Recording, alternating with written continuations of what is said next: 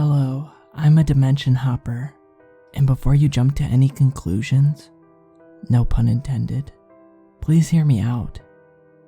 I have to explain most things, but other things are even unknown to me, or at least my hands are tied because of the Interdimensional Information Sharing Treaty. But since the circumstances are the way they are, there are some loopholes I can exploit in order to satiate your curiosity. I should mention that time flows the same way in every universe, so the current year in my timeline is the year in your timeline, unless you use a different calendar, but you get the gist.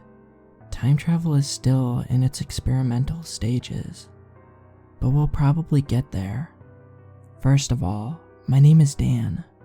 A bit of an underwhelming name, I know. I hail from a dimension where a lot of things went a completely different route. The point where our timelines diverge is about the 1400s. An Italian man named Giovanni de Milano was born in my timeline. He would invent the steam engine a few centuries earlier than in your timeline. From what I've gathered, Giovanni died at a young age because of disease in your timeline. Anyways, this Giovanni guy was a genius who kickstarted the Industrial Revolution. It took more than a century for it to be put into full gear. Once it started for good, oh boy. By the time you were just experimenting with steam, we already were mastering electricity and the combustion engine.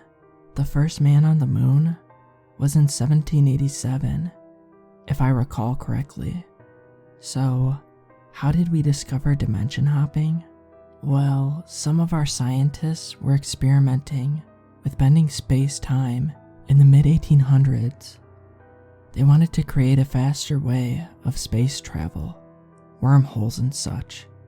But instead of bending the space-time continuum, they twisted it, and the resulting catastrophe caused by the unstable breach of our reality teleported the entire planet into another reality. We were cast under an alien sun, and to make things worse, the universe we were cast in was populated by giant space monsters. I mean, continent-sized creatures who wandered the void. We were lucky not to be instantly frozen or fried. We were just the right distance from that red star. Space travel was rendered completely impossible. If we sent anything out of the atmosphere, it was destroyed by those creatures from above. We called them voids, suitable name if you ask me.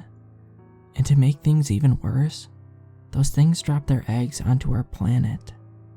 Apparently, they use planets as a place for their young to grow. That leveled a couple of cities. Those eggs are large, and they have a defense mechanism. Large creatures who grow like fungus out of the ground and attack any living being close to the egg. You don't want to mess around with those things. Nope. As for myself, I was born in 1990.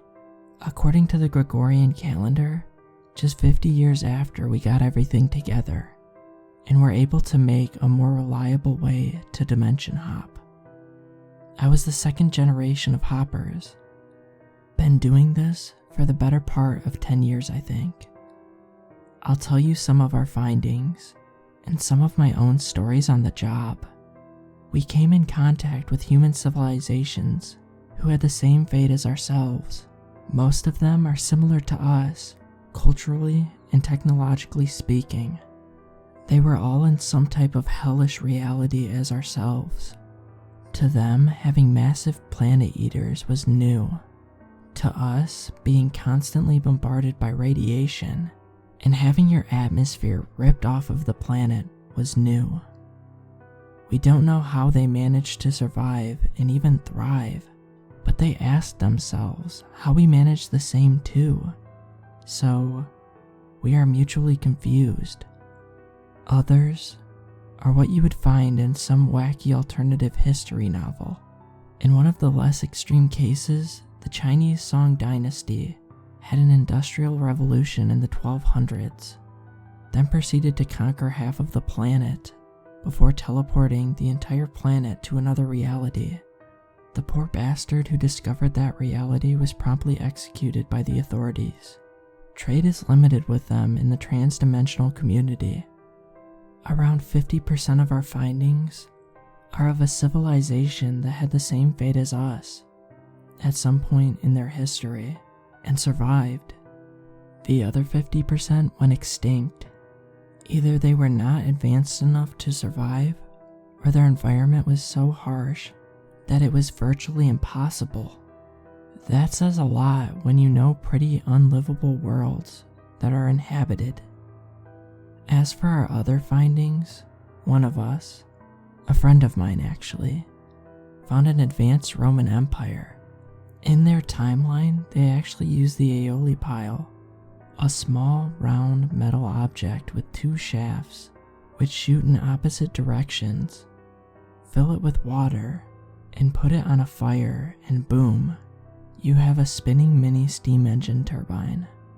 They were supposedly less xenophobic than expected, greeting my good friend with open arms, but their history was of subjugation of every single barbaric civilization. They conquered the world with blade and gunpowder, but redeemed themselves eventually. Well, partially. Still, a very conservative civilization, living in very harsh environments. Their sun is a dwarf star, and the average temperature on the equator is about 3 degrees Celsius. Good thing my friend knew Latin and had the protective suit on. In spite of that, he nearly died of hypothermia at one point before he was saved. Now, one of my stories. Now, I am the lucky or unlucky bastard who finds some new stuff quite frequently. I had a streak of dead worlds, and one of them caught my attention. I spent a full week on the desolate earth. The environment was actually hospitable.